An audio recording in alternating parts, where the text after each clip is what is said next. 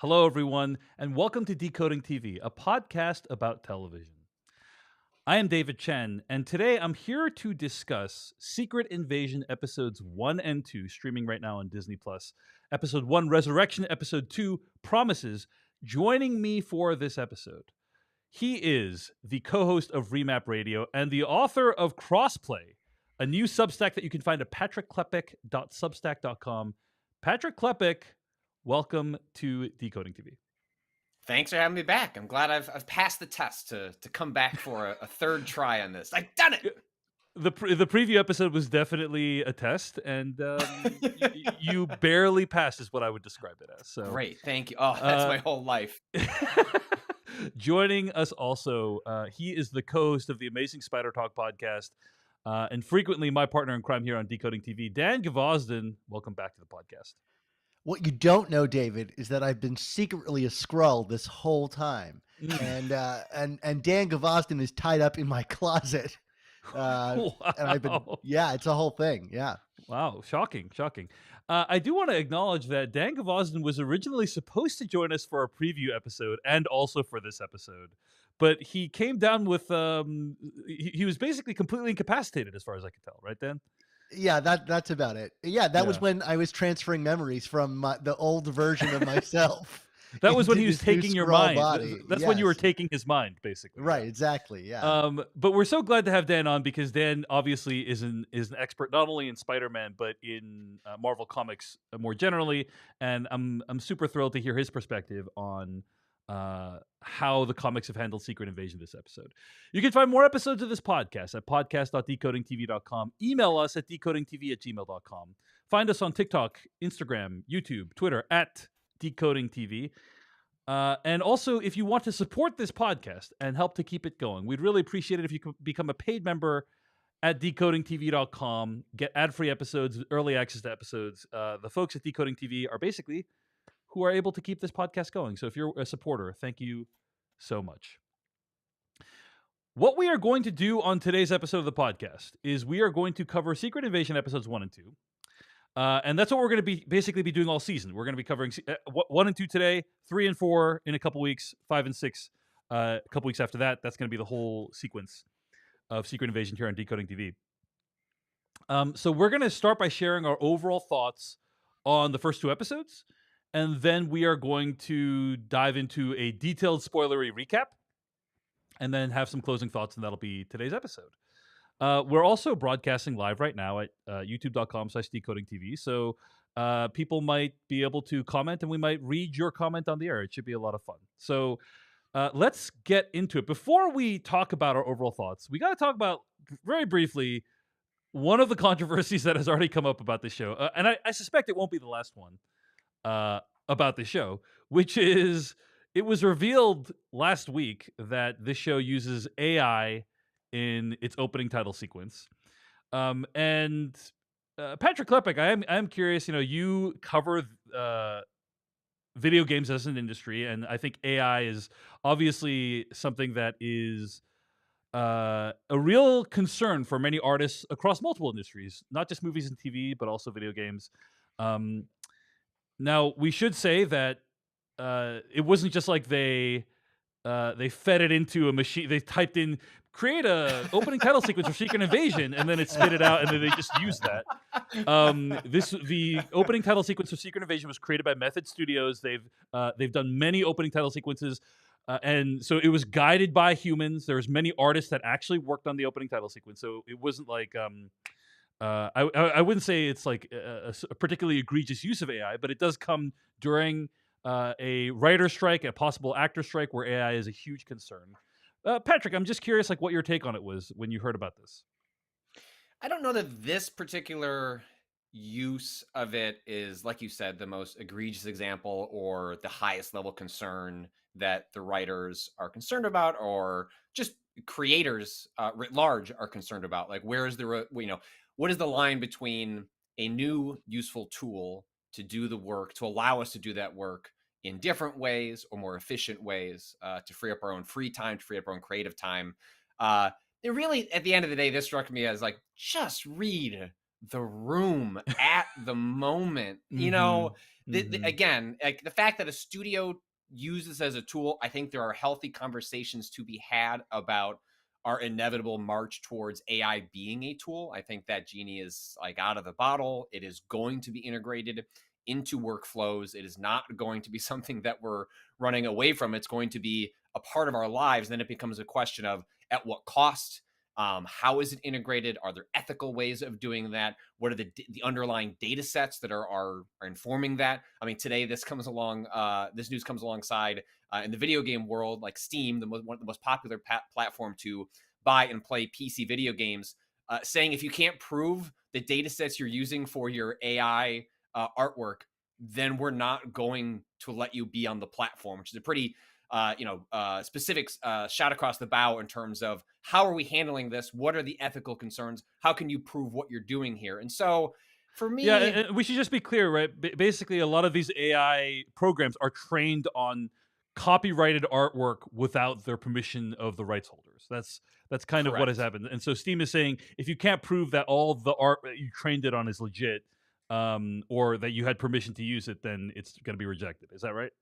Correct. Yeah. It's one thing if you say as a studio, hey, we have fed it all of our art that we have made. We have paid those artists. We know the rights situations. And we just wanted to see what the algorithm that we're working with came up with.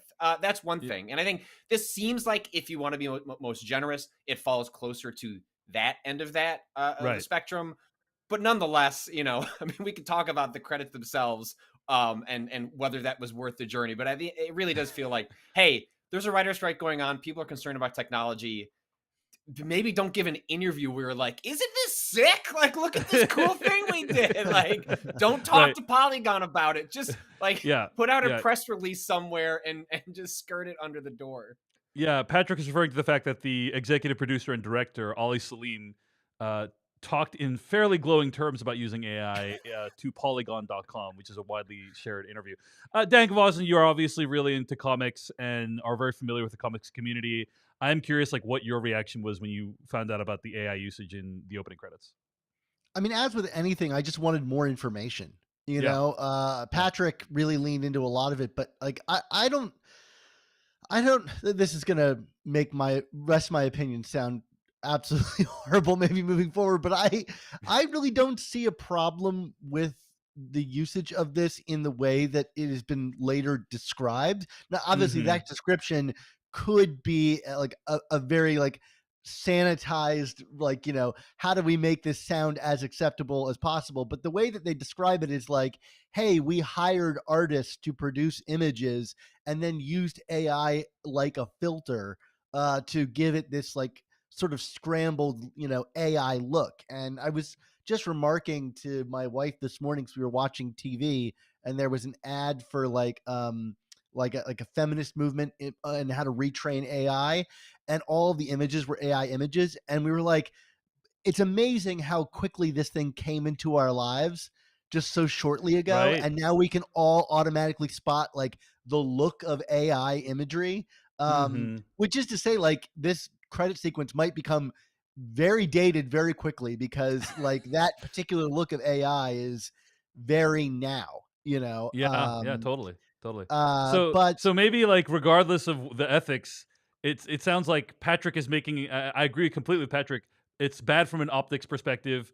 For Dan Gvozden, you're saying it's bad because it's going to severely date what, and I think they actually started working on this sequence quite a while ago. Like it's not like they just did it like in the last few months. oh well, that's So not yeah, my only complaint, but yeah, yeah, yeah, yeah. One but one of one of yeah, one of. yeah, So. yeah. I mean, like I'll go on the record and say I think the credit sequence is really cool looking. Like Mhm. I think I'm like one of the like lone voices of like, oh, this is really interesting. Like I Mhm. enjoy watching this. Like if I can put the ethics of it behind me, like if in fact they hired artists and then ran that artwork through an AI filter or an AI program to come up with this look, then I think like cool, that's like any other tool. I mean, honestly, I can open Photoshop today and they have AI integration now into Photoshop where I can show it a person's eye and it will create a whole human being around it, or like, and I as a photo and film teacher myself, my students are going to be using these tools. So like we need to like wrestle with what the responsible way to use these tools are. They're not going to go away. So like if a company did the work of hiring artists to produce the work that then is being run through this, then I think that's about as like good of a case as we could ask for Mm-hmm. from something like this. And I know that they're like hiding behind the thematic idea of this and like, Yeah, you so know, to be clear, they have justified it by saying, "Oh, we wanted to create an opening title sequence where people felt like, ooh, who actually made this? Like, what's this is so weird. Feels yeah, so yeah, weird. Like, isn't it? Nobody's Maybe gonna it's hit skip intro and just go past this anyway, which is what I did after the first yeah. episode. I mean, I'll admit I've watched it every time. I mean, I guess it's only 2 times now, but I skip a lot of opening title sequences. I just find there's something like really like off-putting about it in an interesting way. But That's not the uh, angle they took, right? Like, I actually think, again, I was sort of reading the room, but they said, this AI stuff is kind of messed up, y'all. And we thought that, like, like it was sort of pitching, like, we don't know how we feel about this stuff. And we're actually expressing that, you know what I mean? Like, there's a way of framing it that, like, maybe it's still laundering, like, a bad idea to start with. yeah, yeah, But I think, like, and I think what kind of came through in that Polygon interview was, and I think we're going to see this increasingly, is as this goes mainstream, and Dan, as you mentioned, it is just a tool. Like, how much do you know about how the Google algorithm works? How much do we know about how the various tools in our lives that allow us to do things more efficiently actually function? Like, we're not always or necessarily just basic tools to create art. I mean, Sure. like this stuff, like it may not be this sophisticated, but like we've been using like software based, like simple AI in art making, all the time. I mean, like I can click a button in Photoshop and it will automatically, like balance all of my, colors and stuff in the image. Now that's not the same as it like creating images, that like remove an artist from it. But like based on what the company is saying, and again, that might be a tall order to just accept what they're telling me, like they're saying we hired artists. This was just a tool in our process. Now, when I watch the opening credits, like one of the images looks weirdly like, the great like Friedrich Wanderer above the sea fog image, or the Sea of Fog image. That's like a classic 1800s painting. And I'm like, okay, well, maybe they sourced other things into this. So like, I am like going at their word, and I don't know how much I believe that word, but if I just go based on what they're saying, I'm like, I don't know if I really have that big of a problem with it. yeah.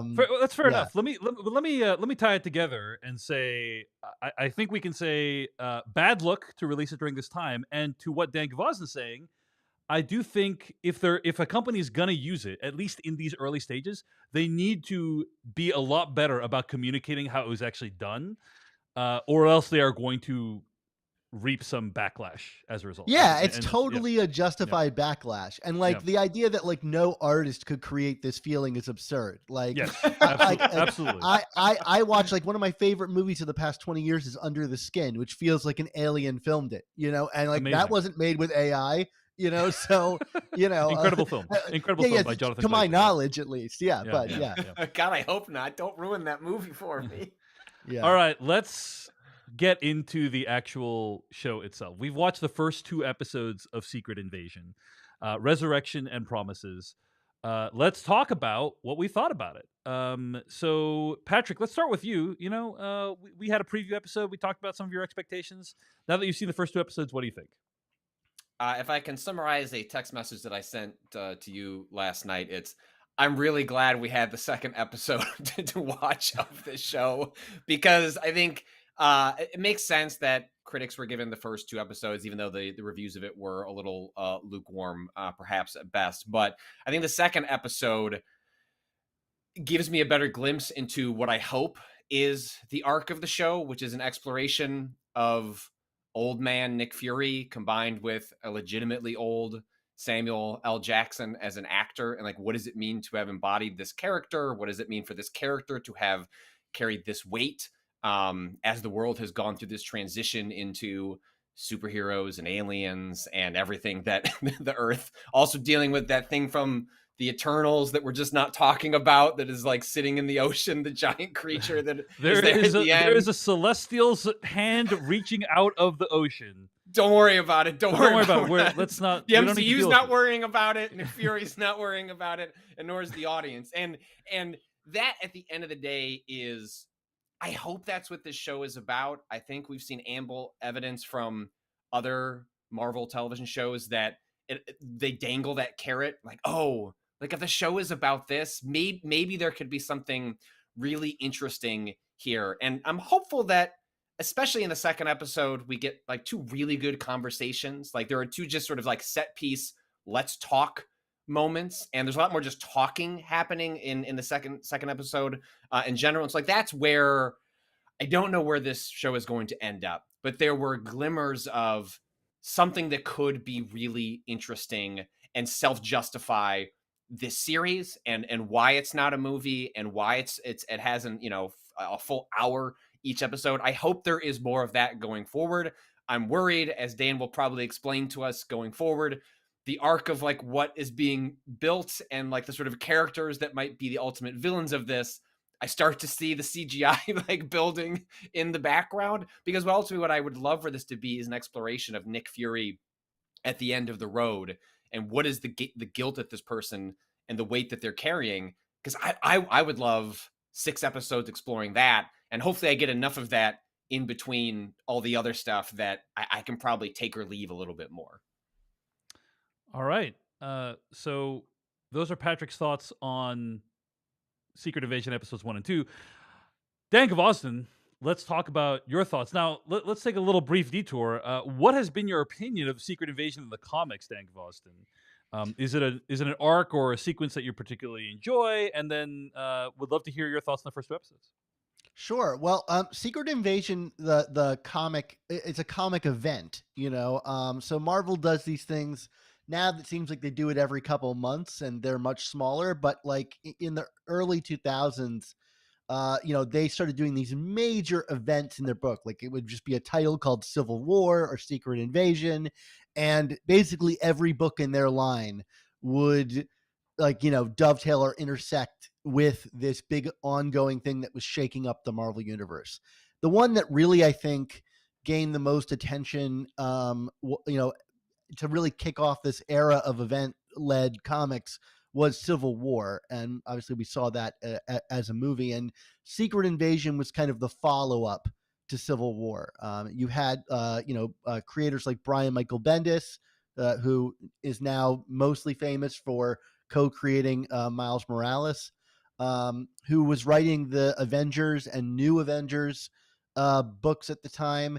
And he kind of kicked off this whole Secret Invasion thing by having a battle between the Avengers and some villains. And it turned out Elektra dies in that comic. And in her death, it's revealed that she's a Skrull. And this kind of kicked off this idea of like, hey, anybody could be a Skrull. Like they're already here. They've already invaded the Marvel Comics universe. And that was really exciting and really had a lot of suspense built into it. Ultimately, Jessica Drew's Spider-Woman, who made her, I guess, on-screen debut in Across the Spider-Verse in a kind of different variation on herself. She was the queen of the Skrulls and was like a major leader of the Avengers. And so you eventually found out that like they had really infiltrated all levels of power and superheroes and villains in the Marvel Comics universe.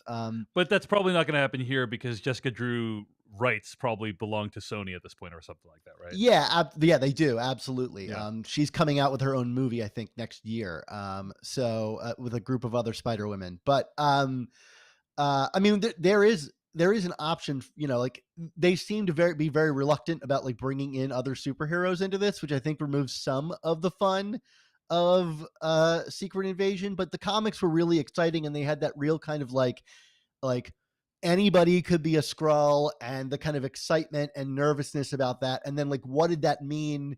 Like, it was even more potent because what did that mean for the past X number of years of comics that you had been reading, and it turned out that like Bendis had been seeding the Spider-Woman deception for like 3 or 4 years prior to that reveal. And so it was a really kind of exciting time to be reading comics. And it ultimately ended with like Norman Osborn killing the lead Skrull, which then put him in charge of this group called Hammer, which was like the opposite of Shield. And from there, the Thunderbolts came out. And this is all stuff that they are going to be exploring in the future of the MCU.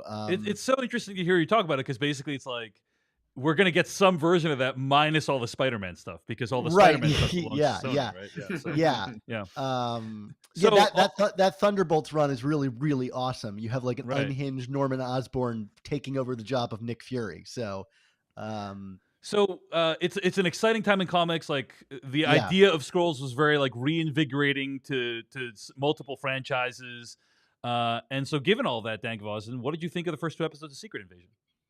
Well, I actually think it's really like important to hold up like the feeling of those comics against these, because I don't get any of that like feeling of paranoia from this show. Like, I think if this show is operating at its best, like we should be questioning everybody like who's a Skrull, but I also don't really know what that means. Like if someone turns out to be a Skrull, like I agree with Patrick. I like the second episode way more than the first episode. Like by the end of the first episode, I was just flat out bored and was like, oh my gosh, are we going to really be covering this in incremental detail? Like it really reminded me of like your and I discussions of Falcon and the Winter Soldier. We were just like, boy, what did we sign up for? You know? Well, I mean, first of all, we're only doing 3 episodes covering this whole show, Dan. Yeah. No, I don't think that this is as dire of a circumstance, but like there was support Decoding TV over at there was a moment. Thanks, Dan. But there was a moment in like episode 1 where like Nick Fury, they're all like talking about like the Skrull invasion, and he's literally eating like popcorn out of a bowl, and I was like, is this the level of stress that we're feeling at this? Like, well, don't forget, Dan, that Ben Mendelsohn's character says, "Hey, if these guys succeed, it's going to lead to the end of your species." And then Nick Fury stands up, really abrupt, and he's very upset. So, like, don't undersell Nick Fury's emotional reactions in the show. Okay, I mean, even in the second episode, like, I really like the scene where like Talos tells him, like, "Hey, there's a." Whatever, we can get into. He tells him the reality of the circumstances, and Nick Fury's like response is basically like, "Can you leave the room?" You know, like that. Like that's the level of like head in my hands. Like, oh, really? It's so much worse than I thought. Get off the train. So I guess like there's a lot of things that I'm like intrigued by in this show, but it oscillates so wildly. Like the show opens with a guy literally being hysterical about this, and no one has ever risen to any level of heartbeat to match that guy's like anxiety about this situation. And if like nobody except for this absolute lunatic is worried about this, I'm not particularly worried about it. And like I enjoy every scene with Samuel L. Jackson, but I'm like, is this a threat that I should be like? We can get into the details into the spoiler part of it, but like it's really doing everything it can to not make me worry about the stakes of this show.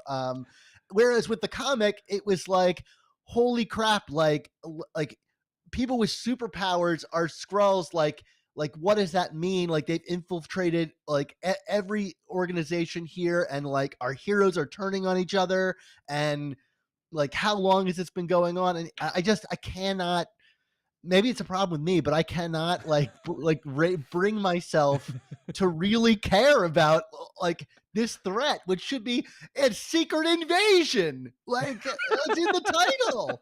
Can I ask a question about the Skrulls and how they function in the comics, Dan? Sure. There is a line in these episodes that essentially sets up like, hey, like are you wondering why the Avengers aren't here? And I think they give like a decent line, like they're about like, hey, we wouldn't want them to be framed as a terrorist.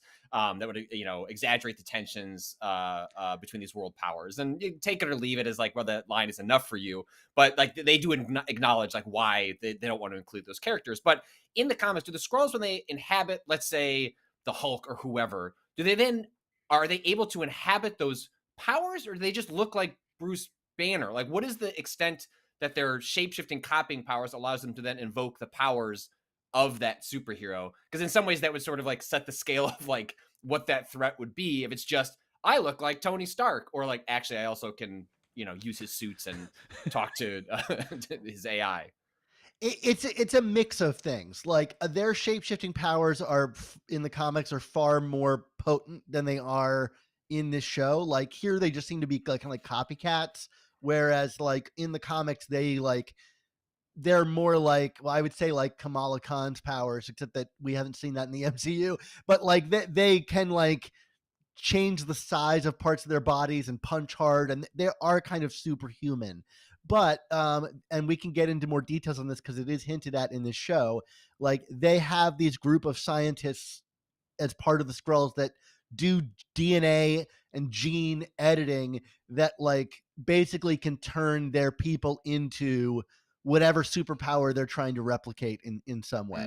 And those are like an elite class of Skrull. So their planning is not just like, I showed up and decided that like I was going to look like Spider-Woman today. It's like, no, I was a sleeper agent specifically designed to take over the role of Spider-Woman because my DNA has been altered to match hers. Oh, okay. That makes more sense to me. Okay. All right. That was not super clear to me. Because otherwise like, you could kill that Skrull and then like another one could just take its place, and it's like whatever. Right. Yeah. And that would definitely add to the kind of paranoia feeling you would get from because it's like not just like, oh, the T-1000 happened to imitate me today, but like they've been training for years to imitate me. That's like a more upsetting idea, right? Yeah, so, exactly. Yeah. And I'll hold off more thoughts for spoilers because like there's a line in the second episode that made me go like this doesn't seem like a problem at all, but okay. All right. I think I kind of agree with everything you folks have said. It's a show where it's exciting to see all these amazing actors together. Apparently, Emilia Clarke has had a much better time on this show than Game of Thrones, and if so, I'm so happy for her because apparently she wasn't treated very well on that show. And so, like, hey, to see Emilia Clarke again on the TV screen, that's wonderful. Olivia Colman and Samuel L. Jackson bouncing off each other. Don Cheadle and Samuel L. Jackson interacting, which I don't think is something that's ever happened in the course of the MCU prior to now. So it's just fun seeing these actors bounce off each other. As for the plot, I'm going to put this out there. I think it is... when I watched the first episode, I was like, oh, wow, I'm really glad I kind of rewatched Captain Marvel to brush up for this. Then I watched the second episode, and I'm like, oh, wow, that knowledge is basically useless from what I had learned. And we could talk... Why was it structured this way? I cannot, for the life of me, figure it out. Yeah. Well, so we'll talk about it. But overall, I think it's there's enough interesting things here that I'm intrigued to continue going. But yeah, the first episode was pretty rough. And but the second episode really introduces some interesting ideas, and I agree. Like, how is this show gonna treat the character of Nick Fury? Is it gonna try to wrap up that character in some interesting way? I'm open to the possibilities. So those are my overall thoughts on Secret Invasion episodes 1 and 2. Those are all of our overall thoughts on the first 2 episodes of Secret Invasion. I am now going to give you a plot summary of all the stuff that's happened in the first 2 episodes. In episode 1, entitled Resurrection, so we're now spoiling the first 2 episodes. Everett Ross, last seen being arrested in Wakanda Forever, meets with a CIA agent who claims to have uncovered a global plot involving rogue Skrulls setting up global attacks. By the way, that agent, the actor who plays Beric Dondarrion, I believe, in Game of Thrones. Yeah. Ross kills the agent before being pursued and dying, only to be revealed as a Skrull himself in front of Talos and Agent Maria Hill. We're introduced to the show via the opening credits before Hill beckons Nick Fury back to Earth. Nick Fury has been in space since the blip. Talos meets with Fury, and we learn that Talos' wife Soren has died off-screen. Also, Talos has been displaced as the leader of the Skrulls on Earth, and this radical faction is now led by someone named Gravik, trying to eliminate humans by hiding among them and sowing chaos through terrorist attacks, hoping to generate a war between the US and Russia. Fury looks for help from an old friend at MI6, Sonia Falsworth, played by Olivia Colman, but is rebuffed because he is seen as too weak. We're then introduced to Gravik's resistance, who's kidnapping humans, assuming their identity, and also downloading their memories. Fury, Talos, and Hill learn of a dirty bomb exchange they attempt to intercept, only to learn that the person from the resistance at the exchange is Talos' daughter, Gaia, played by Emilia Clarke, who learns from Talos that her own mother was killed by the rebels. She leaves, and we transition to a scene between Fury and Hill, who also acknowledges that maybe Fury has lost a step, and Fury admits to having a crisis of faith. Gaia attempts to move back the next attack and fails before revealing the plans to Talos. A big action scene ensues where they not only fail to stop the attack, but Gravik, disguised as Fury, shoots and appears to kill Maria Hill. So that's what happens in the first episode of the show. We later learned that 2,000 people died in that attack, which I thought was a really high number. The scale of that was not really conveyed, and then it wasn't. Yeah.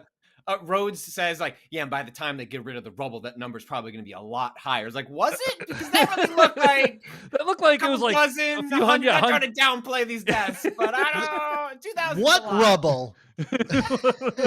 there was like maybe like 200 people tops. So it was like when they said 2,000, that was like a legit shocking moment for me. I was like, whoa. Were they all hiding? Like where were they just stuffed into things? They didn't have enough time to use the AI to produce enough crowd members, so they could have conveyed the 2,000 people. The budget was all in the credits. Yeah, indeed. All right, so let's talk about episode 2, Promises, in a flashback to 1997. So, okay, let me pause here actually for a moment and say, this show does not, like when I was watching episode 1, I was like, this show's doing nothing to help you. Like when Patrick, you and I did the preview episode, I was like, I need to explain to listeners what's going on with Captain Marvel and what the deal was, or else people aren't going to understand what's going on. And so then, and I said during the preview episode, well, Patrick, I'm sure when we watch the first episode, there's going to be some extended previously on, here's what happened with the Skrulls. By the way, people have since told me that you're supposed to watch Marvel Visions before you watch the show, and that explains everything that's going on. No. I'm glad those exist. It's cool they exist. That's not what normal people do. People click episode 1 and they watch it. Thank you, Patrick. I concur. So anyway, I was expecting like there'd be a previously on or whatever in the first episode, and they didn't do it. And so I was like, oh wow, so they're really just airdropping you into this thing. And then episode 2 begins, and that's when they do the previously on. And so there's baffling. So they do a previously on. They cut to 1995, and then in a flashback to 1997, 2 years after the events of Captain Marvel, so they give you a summary of what happened with Captain Marvel. Then, separately, there's a flashback to 1997, 2 years after the events of Captain Marvel. Fury and Talos speak with a group of Skrulls who've arrived on Earth, and Fury makes a pitch. Help him protect Earth, and he'll help them find a home. In the crowd is a reluctant Gravik, whose parents died while escaping their war against the Kree. In the present, Fury and Talos are fleeing the scene of the attack while on a train car. Talos explains that while Fury has been checked out during the blip and afterwards, he sent out a call to the rest of the Skrulls, and more than 1 million of them are now hidden on Earth. As tensions between the US and Russia rise, Gravik heads to the Skrull Council, made up of disguised world politicians and other dignitaries, and makes his pitch. Fury screwed us over, now the planet is ours. The Council largely agrees and appoints him general of the war effort. We're given a glimpse of a mysterious tech project before cutting to James Rhodes, playing politician and trying to play down the appearances of Fury and Hill to other world leaders at the terrorist attack, before he meets up with Fury, and after a tense exchange over their attempts as black men to acquire power, Rhodes fires Fury. The rest of the episode involves Sonia Falsworth torturing intel from a Skrull who reveals Gravik is working on a device to make them more powerful. The episode concludes with Fury visiting a woman at a home we haven't seen, and it turns out it's his wife, and she's a Skrull. Dun, dun, dun. I think it was, this is the woman from the opening scene of the episode, right? Like, I believe so, yeah. How did you know it was the same person, by the way?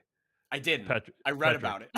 Okay, I didn't make that connection at all until I was Googling it and someone said like, oh, and she's in the opening of the second episode. Like, oh, okay. Yeah, that makes sense. But that didn't land with me Yeah, long enough to make that connection. Patrick wrote the recap that I read, and so when he wrote down, and she's a Skrull, I was like, oh wow, Patrick, nice recognition skills, man. But no, Actually, apparently, I wrote that. oh, you wrote that? Yeah. Oh, nice. Oh, very cool, very cool. Okay, well then, how did you know then, Dan? I didn't know that she was the same person from the beginning of the episode. It's just in this final scene, you see a Skrull transform into this woman. Oh, I see. Okay, I must have missed that like one section where that happened. So I guess Patrick and I both missed it. So anyway, whatever the case, Nick Fury is married to a Skrull. That's the ultimate. Okay, we are. It doesn't matter that some of us got there late to the party. We're all there now. Okay.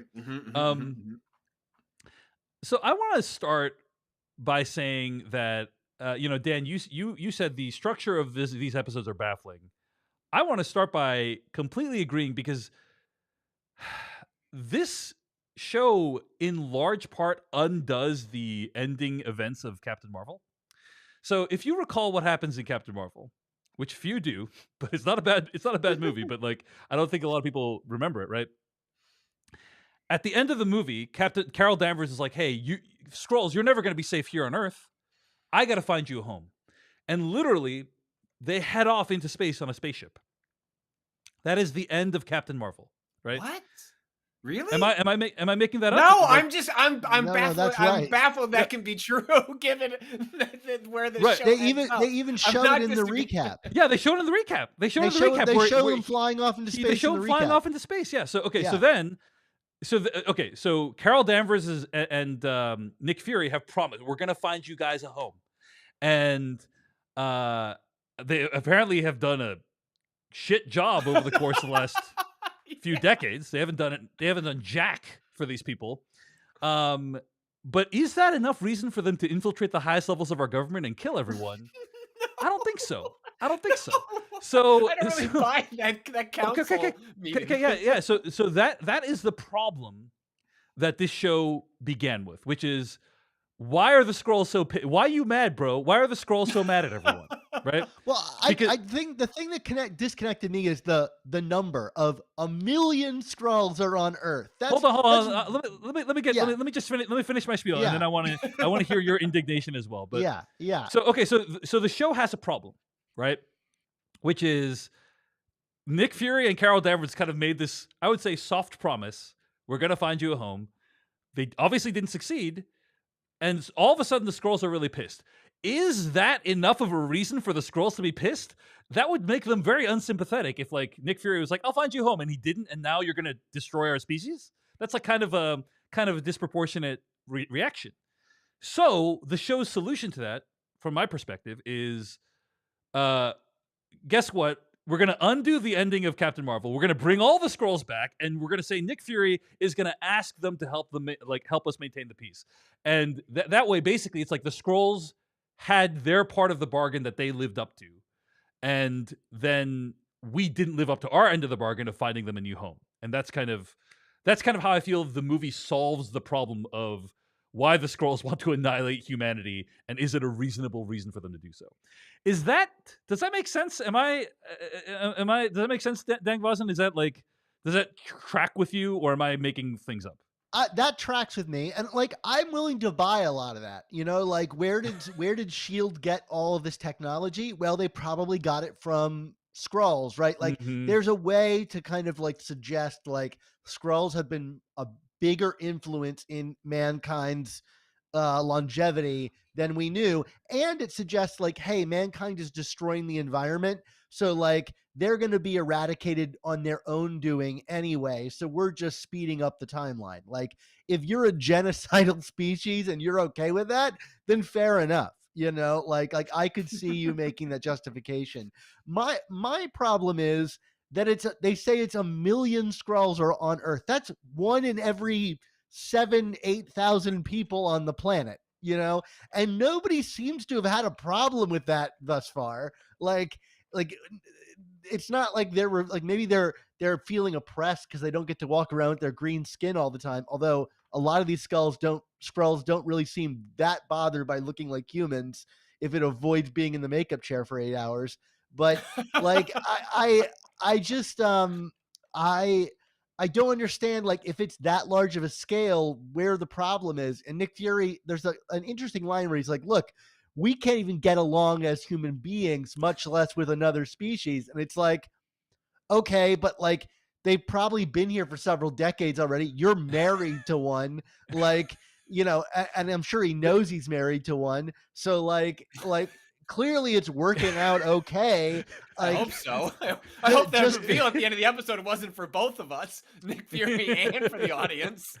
yeah. It's So a similar situation to the Eternals. You know how like the Eternals have been on Earth for like millennia, but Dan, they could only intervene in human affairs when it came to deviance, if you recall correctly. yeah, right. So Yeah. similar thing with the Skrulls. They've been on Earth for however long, since 1997, and they can only interfere when it comes to blah, whatever something else we might learn. I mean, like, look, I get it if they were like, hey, a terrorist faction of the Skrulls are here and they want, whatever, like, I buy that, especially if it was kept at a lower scale. Like, hey, just give us all this irradiated zone of Russia and leave us alone, and we'll be fine. And like, maybe the president is like, they have access to nuclear weapons. We can't let that. And then it could become this whole like Israel metaphor or whatever you want to call it. Like, there's an interesting route to go there. But no, it's like, no, we want to take over the whole planet. Like, just take a chill pill, seriously.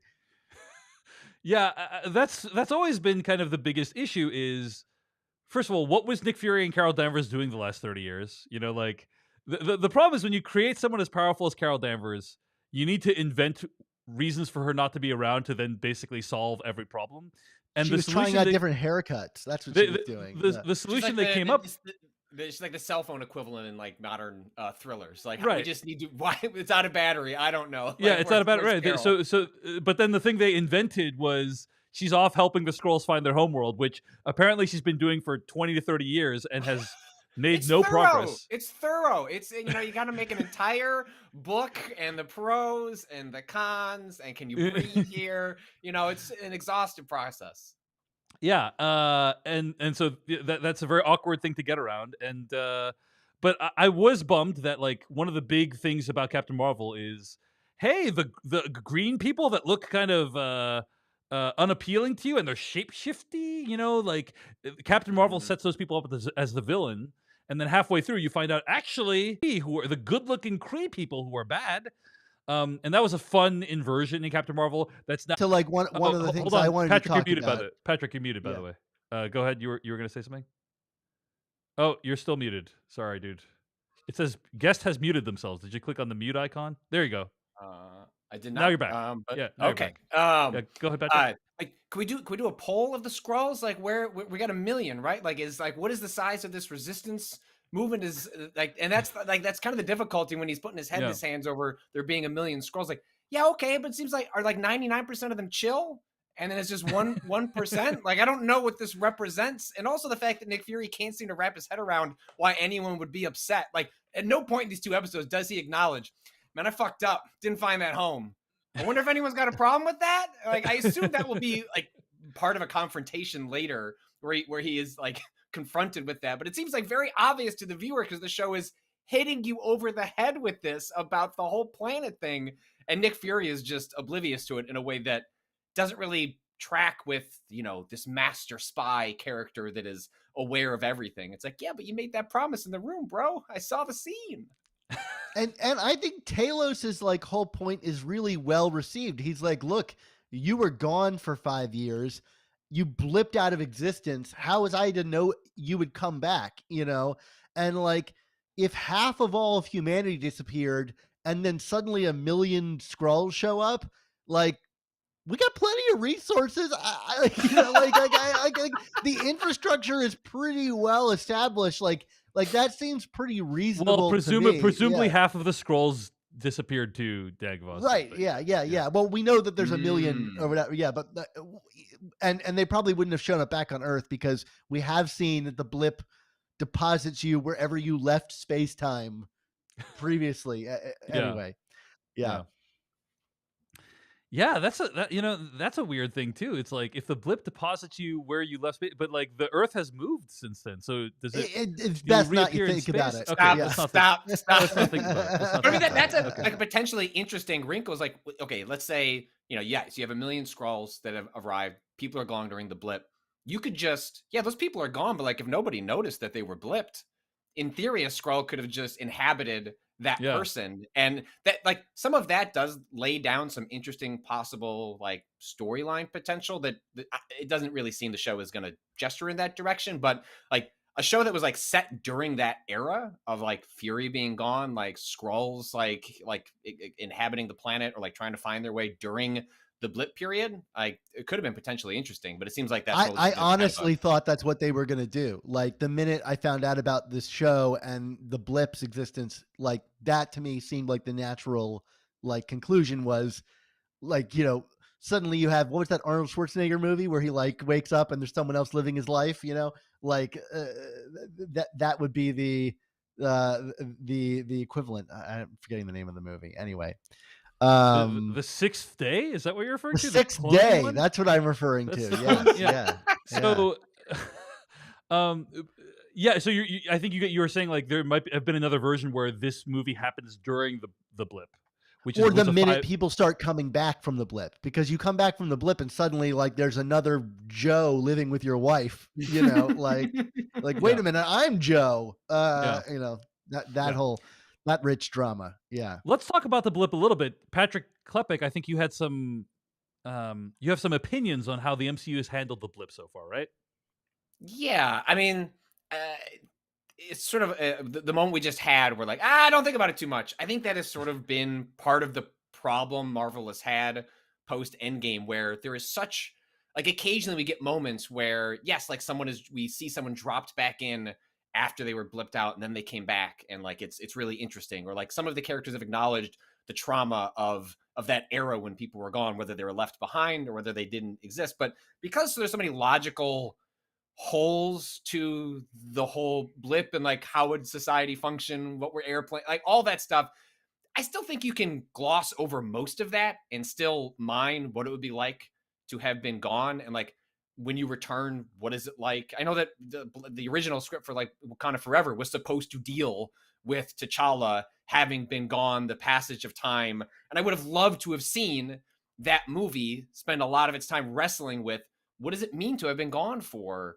this period of time and to like not have been around for his son.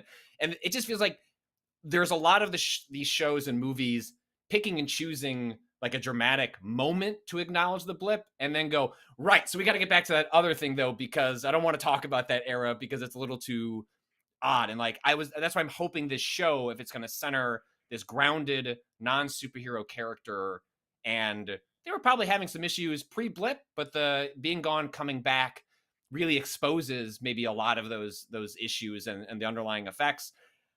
I'm hoping it's going to keep tapping into that, like the conversation with Hill, the conversation with like, I hope that it's an exploration of the trauma of that event in relation to Fury's age more generally. And I just wish the series had spent more of this phase. The MCU had spent more of this time in these movies instead of just blazing past all of the blip and just onto new adventures. Had centered more of that era, which would have allowed to like slow the storytelling down, tell some more grounded sorts of stories. And it just seems like such an interesting era of this storytelling that largely has just sort of been, I mean, you know, blipped past, so to speak. Dan Gvozden, I think you have some thoughts on this, right? Well, I actually agree with a lot of that, and I wonder how much COVID played into this response, whether or not you like, because there's a thematic parallel there for sure. You know, like the idea of like society being completely altered for a number of years. I wonder if they maybe wanted to steer away from depicting trauma on that level, as much as it might have a thematic resonance. It's funny because during COVID, I had one of the lead editors of Marvel on my podcast and asked him, like, are you planning on addressing COVID in the pages of the Marvel comics? And he was like, we're going to try to avoid it because we just don't think people want to pick up a comic about COVID, and it's like, okay, I can understand that, even though I think it's a missed opportunity. I Right, think and the blip has similar implications for people's lives, where right, yeah, people have missed 5 years of other people, their loved ones' lives. I think the closest really poignancy I have really gotten to anything like that is when Ant-Man goes and sees his daughter all grown up after the blip, after he comes back from the blip. Like yeah, that's a very, or not even from the blip. He's in the quantum realm, so he didn't get blipped away. He was in the quantum realm. yeah. But But that's I think that scene in Endgame is really potent, of him yeah, running through absolutely. the memorial and all of that stuff. Yeah, But a thing like the blip, just like COVID in real life, is messy. Like it's yeah. really confusing and weird, and there's all kinds of weird and challenging and conflicting emotions you might have. Hey, I'm really happy that my husband is back, but also I married this other dude. So are we like a throuple now? Like there's all kinds of things that you'd have to deal with that like that the MCU has thus far generally not tackled. Yeah, I mean, Uh it's a tough thing to balance. I mean, I remember you had I think it was on like culturally relevant. You had Brian Rowan on, a critic friend of ours, and he like took it to the ultimate extreme. As he tends to do, which is to let's say like, all of the really gross and messed up details of that. Like, I don't know how much I want to see that, but you're right. Like Patrick is right. Like, I think there's a lot of opportunity there. Like, I think the closest we got to seeing really truly like the real ramifications of this is in something like Falcon and the Winter Soldier, where you've got this refugee crisis and they've created this whole new council, the Global Repatriation Council, and there's this terrorist group, the Flag Smashers, that are trying to like break down all borders. I thought all of that was actually really interesting in a very flawed show. And you're right. I would like to see more of that stuff in these shows. All right. Um, let's talk about Maria Hill, who dies probably at the end of episode 1. Um, kind of a weird, unceremonious death. I feel like the show and or the MCU didn't do a particularly good job of making us care about this character, and then kill her in this fashion felt um pretty weak sauce. Decider.com published this piece called Marvel Studios has a killing women problem, that I thought was apt, basically talking about how a lot of the MCU has killed a lot of female characters in order to drive drama, and this feels like yet another example. And I have to say it's kind of disappointing. It feels like somewhat unnecessary. Like you could argue that Nick Fury needs it to drive his actions, but I don't know. Dan Gvozden, obviously, fridging is a very common comics phenomenon. What do you think of how? Do you think the name applies in for this show in a negative way? I think it does. Maria Hill is a really great character in the comics and a really interesting and complicated character. And I just don't think Kobe Smulders as Maria Hill had anything to do. Like that character was never given an opportunity to really stand out. I mean, maybe she'll come back and have interesting things to do. You could certainly do that. In the comics, she's largely a replacement for Nick Fury, and she's much even more hard lined than him. And it's an interesting character that was introduced around the same time as Secret Invasion in the comics. But I do think the word fridging applies to her here. And if listeners don't know what that term means, there's this whole trope of women in refrigerators in comics that was coined by writer Gail Simone. There's an issue of Green Lantern where the character Kyle Rayner returns to his apartment to find that his girlfriend has been murdered and stuffed in a refrigerator, and you see her body parts kind of coming out of it. And it's kind of become the textbook example of like how women are easily killed in comics and other medium in order to advance the plot or the emotions for the male character, in a very like, I mean, you couldn't really get colder, pardon the pun, than a woman in a refrigerator. And so like here, like at first I thought, okay, Maria Hill might have this death. It might like I didn't like it initially. And then in the second episode, it got worse when like they have a scene that specifically like frames it as a trauma for Nick Fury Right. and for him, a way for him to evolve as a character. And it's like, well, you just completed the cycle, which is to say, like, this character only died just so you can put Nick Fury through trauma. And the same thing just happened a couple weeks ago with Kamala Khan, who was killed off in the comics just to move Peter Parker's character forward. And it's just exhausting, and you'd think they'd know better, and yet they keep redoing this cycle of fridging in these things. So It's also anyway, like, hey, wasn't the fate of humanity a sufficient enough motivation for yeah, Nick Fury? Like,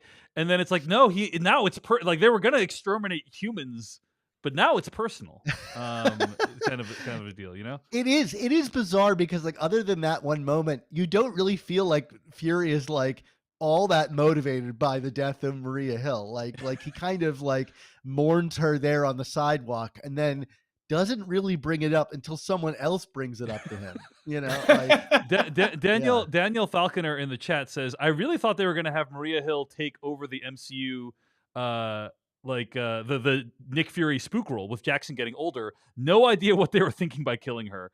Yeah, And it's really strange because, like, she's a great character in the comics, and you set it up right there. I mean, like, again, she could come back, but like, it does seem, if this is the end of her, it's like you had it right there. Why did you throw it away? well, maybe she's not actually dead, Yeah, but I doubt it. I mean, I think Colby Smulders has like given interviews where she's like, "Hey, I think she's dead." I mean, yeah, she seems pretty dead. Yeah. And it's listed as special guest star, which that is usually an indication that they might not be back. And if they brought her back, it would undercut whatever they were attempting to do here. I mean, I'm in complete agreement that I don't think it works. It is terrible for the character. It's not proper motivation for Fury. But I don't know that bringing her back necessarily like rights those wrongs or makes me feel better, because whenever that happened would be later in the show, and it's like, all right, so you wasted what is supposed to be, in theory, part of the benefit of having an hour-long or 30-minute format episodic to explore this universe, which is you spend time with these characters talking and explaining their feelings, giving broader context and characterization to what are largely like action figures whacking each other in the movies, even when they're down at their best.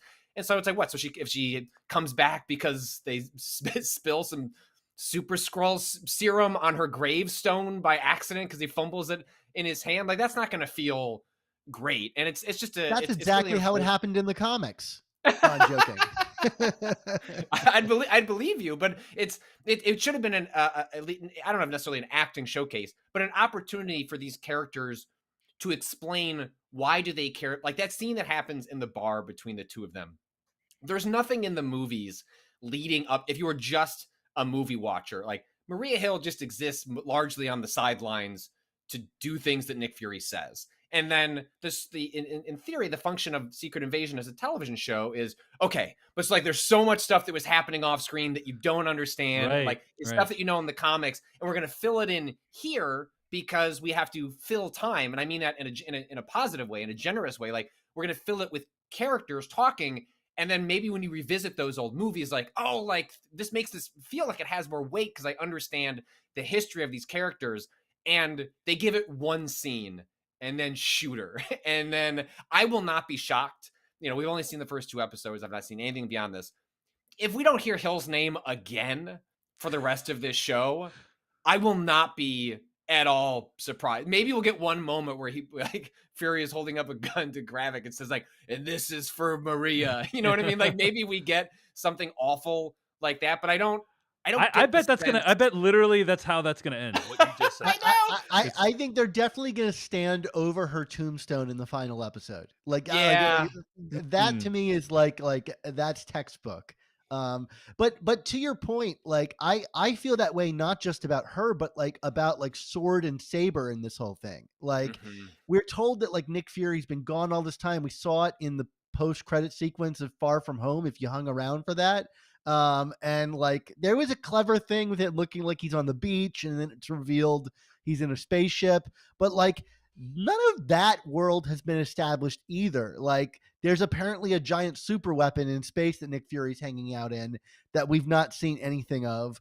Like, why not open the show showing like a detached Nick Fury up there and actually establish a world that I imagine we're going to be spending time with in the Marvels. But like here, even that is flimsy. Like I don't have any read on like what Nick Fury's been up to in any meaningful way. Yeah, You know, that's weird, and I think Patrick said it well, which is that part of the purpose of a show like this should be to fill in those gaps, but the show's not doing that. It's not. We get allusions to the fact that Nick Fury has been away from Earth and that he's very unhappy and he's very like disillusioned. But that's all they are. They're illusions. We don't see any of that, or I don't know that it's explored in any meaningful way. Although towards the end of this episode, end of episode 2, we do get hints that it may be explored. Right? Nick Fury has a wife. Uh, Dan, is this a like what's the deal with Nick Fury's wife in the comics, and does it play out like this? Do you know? no, that's a complete show invention. But again, an opportunity. Like let's say, for example, like we don't know like why the Skrulls are so upset. You know, not really. Like, but let's say like Gravik. I'm writing this off the top of my head, but let's say Gravik. Well, hold on. We do know why. That's what my whole spiel was like. We do know why the Skrulls are upset in the show, at least. Well, Right? yes, but it not on like a person to person level. Like it's like, hey, we want our planet, blah blah blah. Well, But like, also they did what Nick Fury asked, which is like, infiltrate. yes, Go but ahead. like Yeah. my point was like they seemingly can't just live on Earth, right? Like there's a million of them there. They seem to be getting along just fine. Like, but something has sparked them. One of them is even the Prime Minister of England, I think, is if I Right. Yeah, they understand seem to correctly. be like thriving. They seem to be thriving. But like, let's say, for example, we have a scene where Gravik, like, he's married to a human, and he comes home and he decides, you know what, this is it. I'm going to reveal that I'm an alien to my wife, and she's like not having it. You know, like I will not have an alien in my household. No, but like maybe then I could feel some personal connection, like, oh, like they really can't exist on Earth. Like there is going to be discrimination. They will never be able to be their real selves here. You know, like there's an opportunity with this extended runtime to like Mhm. sell us that on an emotional level rather than just like, well, the deal went sour. You know, like But also, Right, what was right. that deal? Like, is there, they set up in that flashback scene that, this character, like, they lost their parents, but they're, like, really strong and, like, they could be an asset. Well, what did Fury do with those assets? Like, that is something I'm wondering if the show will explore. Is like, okay, Right. it probably wasn't just, like, throw a bunch of Skittles in the air, like, different colors of the Skrull rainbow, and, like, go become different humans and, like, integrate into society. He said he wanted to defend Earth. Like, what was Fury asking them to Yeah, do? And so it's there's a unclear. He says, "quote While you work to keep, you work to keep my home safe. Carol and I will find you a new one." Those are the words he uses. So, presumably doing some kind of security work of some kind. It's unclear, but it's unclear. I I mean, agree with you. It's you, unclear. you could maybe like no prize it and say like, well, they did take over for Fury, right? Like we saw in Far From Home that like they Yeah, were ostensibly Mhm. doing the job of Shield at some point. decades later, right? Yes, yeah. Which is when the events of Far From Home happened. Patrick Klepek, I think you had some thoughts on how the show handles like these extended scenes of dialogue. We have multiple extended scenes of dialogue in these first 2 episodes, and particularly pretty nice juicy scene between Nick Fury and Rhodey in the second episode that I actually really appreciated. And we're seeing 2 brilliant actors bounce off each other in a potentially thematically rich way. But yeah, what do you think about the dialogue? What are your thoughts on how this series handles dialogue? Well, I did like those sequences in particular. Felt like the richest use of the extended runtime of these television shows. Like having these 2 actors, who I think you pointed out earlier, Dave, like I don't think we've had them in a room together. If they have, it's not been a one-on-one discussion between the 2 of them in which it's not like looking up at a global map and talking about the threat on the horizon. It's like 2 like grounded human characters speaking to each other on a very real level in which like there is subtext in like their actors, their place in media, like it is then integrated into their characters. And it was just, I'm not trying to overstate the gravity of that scene or that it's like an Oscar worthy performance from either, but for this world that I don't think has enough of these quieter moments, and it's like the amount of weight that these two actors can bring to what otherwise could just be an exposition dump that is explaining like Rhodes, like you're in government, like you know about these scrolls. And he's like, yeah, they're not like, in theory, I've known about them through the entire run of like the MCU, but we're just not. Don't sweat it. Don't sweat it. And I don't care. Like I don't care that like that stuff doesn't bother me because that you're going to always get those logical inconsistencies when you're doing like storytelling like this. And as it gets bigger and you're going to try and explain backstory stuff, it's fine. I don't care about that. But I liked that it wasn't just like a pretext for exposition. It was a pretext for these characters to say things about themselves. And like, other than like the stunt casting that happens so often in these showcase blockbuster, increasingly, or like usually comic movies, like let these fuckers act. And like, this is an opportunity for them to do that, and added a lot of weight to a show that really needs it. Like it, because it's clear, I don't, again, lots of things can happen in the ensuing episodes, but I don't know that like the A-level plotting, like whatever is happening in the show is necessarily going to be the thing that brings me to any sort of satisfying resolution. But if you were to tell me like, hey, there's going to be a bunch of these beats over and over throughout, because you've got like a Ben Mendelsohn, I can hear that man read a cookbook and I'm going to be enthralled. There's just something about the way anytime he enters a scene, like he is able to just infuse it with an energy that like, sure, man, like whatever. And like, that's all of those actors. And I just hope we get more opportunities where the show recognizes what it's playing with and allows them to kind of play in that sandbox a little more. No disagreement here. No disagreement here. Dan Gvozden, I think you had some thoughts on, to change topic a little bit, you had some thoughts on like the politics of the show and how it's going to handle it, right, Dan? Well, can I have a quick like up and down question for you guys? Rhodey, Skrull or not a Skrull? Because this has been the debate. People watch that performance and were like, he's really tough on Nick Fury. Mhm. Like, I thought it was in character, but I could also see, I don't know, I just want to engage with this because that's the question the show kind of wants us to ask. And I kind of want to see where you guys are landing right now. It would... Oh, go ahead, Dad.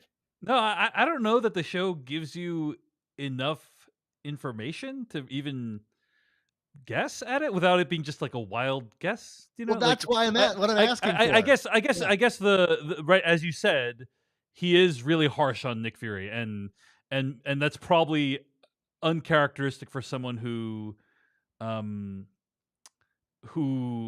has saved the planet on multiple occasions. You know, so you wouldn't treat someone who saved the planet on multiple occasions this way, is what you're saying, David. I would at the very least give them healthcare for their sick sibling.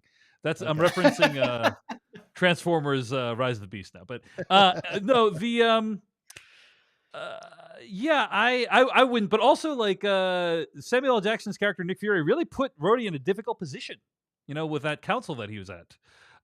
When you show up at a terrorist attack where I'm going to say no fewer than 15,000 people have been killed, like you're putting him in a tough spot. So I think I say no Skrull. All right, Patrick. High level, I think it would be like a huge bummer if like the showcase moment between two black actors in a franchise that is broadly like white dudes turns out it was actually a green alien under there the whole time while they talked about like where they fit in as like black men in society of power. That would suck, but wouldn't put it past the MCU to be that like tone deaf. I think you're right. They're like, one thing they're gonna like do at the end of this is right, like they're sidestepping a Tony Stark or like I guess you didn't mean a character that was alive suddenly being a Skrull. If they do that, I guess I'd be curious if that's something they're saving for like more of a spectacle, like a Secret Wars or something like that, where they might get more cameo heavy and playing with the audience. But it does seem like it would be odd if by the end of Secret Invasion, there wasn't a, oh my God, like this whole time it's been one of them. I don't know that Rhodes like rises to that level.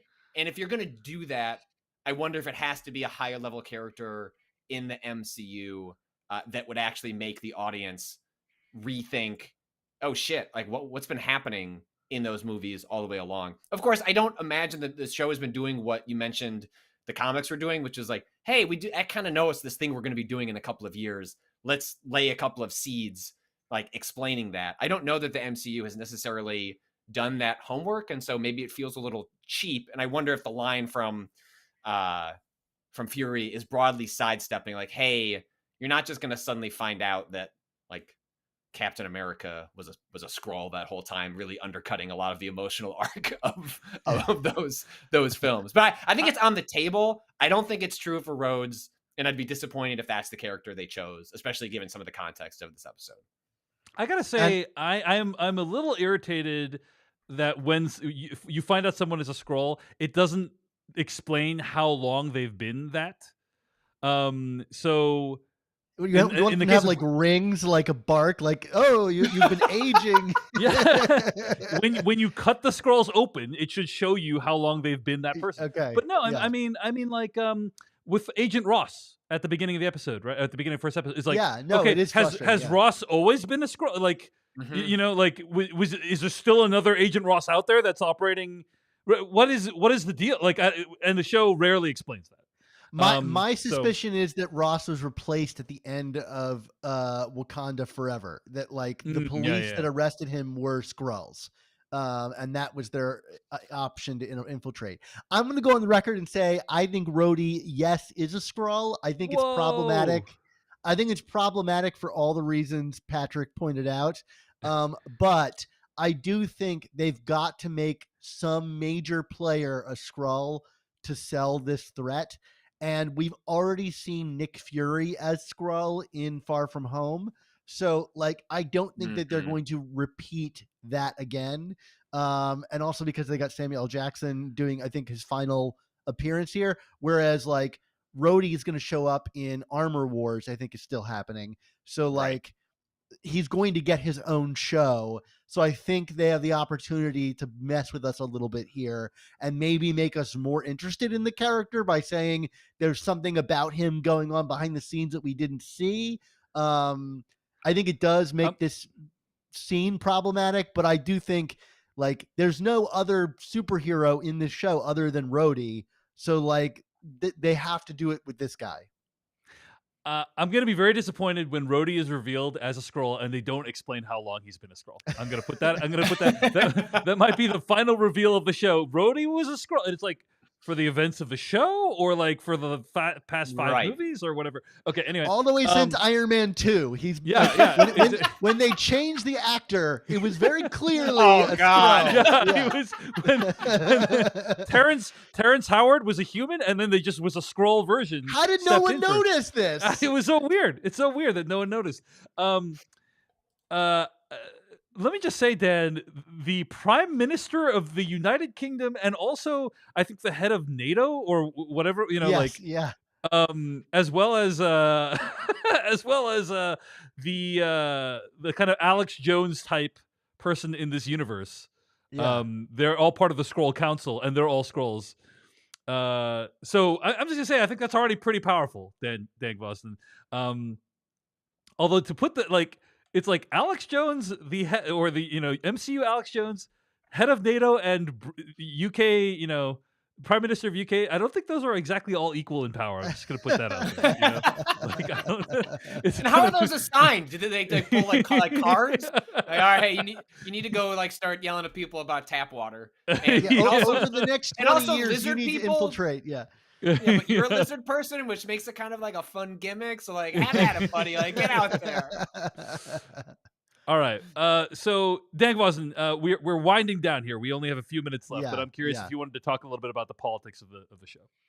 Yeah, I mean, I think this show definitely wants to engage in like thematically with like modern politics in the world that we exist in. I was reading an interview with Samuel L. Jackson that said like that's what like he liked about the project was that it could be a little more politically minded than some of the other stuff that he's been working with. But like at the same time, I have to ask myself, like, this show is specifically about a group of refugees infiltrating a population, even becoming our families, our wives, etc., and ultimately not being worthy of our trust because they could turn on us at any moment.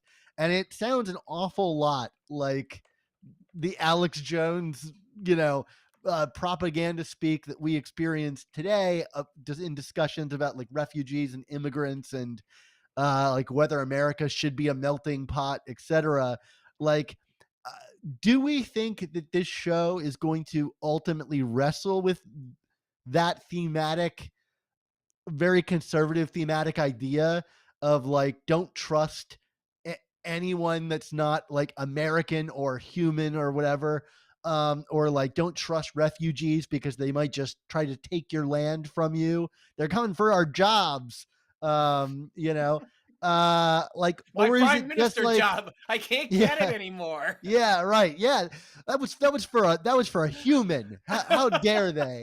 Um, you know, do we think the show is going to say something about it? Is it just using this kind of language and imagery and ideas to stoke our own inherent paranoia and nationalism? Or is it just trying to have a good time? Don't think about that. Like, it's a little too messy for us. Like, we'll just, dip our toes in, but don't worry about it.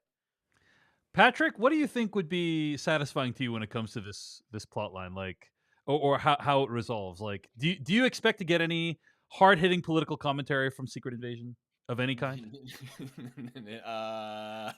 No, I expect us to arrive at the spot that we're in now, which is, wow, this seems like some troubling framing, especially because part of the trick of Captain Marvel was like, they're the bad, as you pointed out, Dave, like, they're the bad guys. Oh no, they're sympathetic. And then here it's like, nah, they're shitty. No, they're bad. Like, they're Some actually of them, bad. some of Actually, them are at least some of them, and like it just a seemed like bunch of them, a bunch of them. Yeah. yes. And like the way they were And setting some I expect are good people, like Well, But, like, okay. So yeah, we do learn that Gravik's compound has 500 scrolls, right? So, um, like, not all. Yeah, I just but now he's like manager of the Scroll Council, and like of the 1 million scrolls, how many people are actually loyal to the Scroll Council? Like, right. it's still information hashtag we have not yet to all learn. scrolls. Yeah, yeah, Yeah, absolutely, it's absolutely. and it's just like the cleaner and simpler you can make it. Like when you're working with more like bigger metaphors and cleaner metaphors, I think movies like this are going to be in a safer place. And Dan, you were talking earlier about some of the framing that they were setting up for like kind of post Blip and Falcon and the Winter Soldier, like that. I think similarly dicey territory where it's like, ooh, like if you like really play with like what you're talking about here, like there could be like something interesting. And like that show ends up with like Falcon being like, what if like giving a big speech, like what if we just like got along? Y'all like be better. And it's like, okay. That's where I expect these types of stories to go. And I just don't think they fit really within. There's like few writers, directors I trust. Like Black Panther, like great. You want to go bite off something big. Maybe it's messy and it doesn't work out, and Wakanda Forever is a mess for all sorts of legitimate reasons.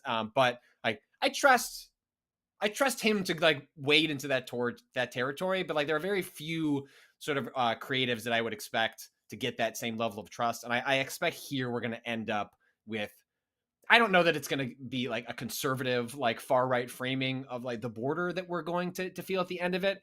But I don't know that it's going to engage with those themes enough that it feels like it was worth like doing this at all. There's probably a better way you could have set up all of this in a way that was a little simpler and cleaner and doesn't necessarily have to pull from stuff that could be easily framed by those on the right as like, well, look, even Marvel thinks that like these people are bad. And it's very understandable we'd end up in that place because it is tricky terrain. And like maybe don't do that in your Secret Invasion television show.